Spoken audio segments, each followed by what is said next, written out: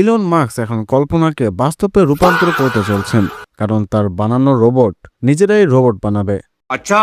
অর্থাৎ তার কোম্পানি যে রোবট বানাবে, সেই রোবটের ভিতরে এমন কিছু দেওয়া হয়েছে যার কারণে তারা নিজেরাই তাদের মতো করে রোবট বানাতে পারবে।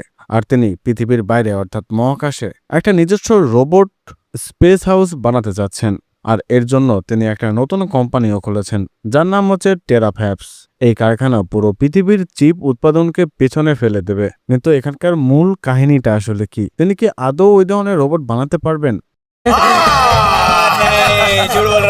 যদিও আমরা কম বেশি জানি, ইলন মাস্ক যতই পাগলামি করুক, তার মাথায় যদি কোনো একটা ভূত চেপে বসে, সেটা না করা পর্যন্ত তিনি ক্ষান্ত হন না।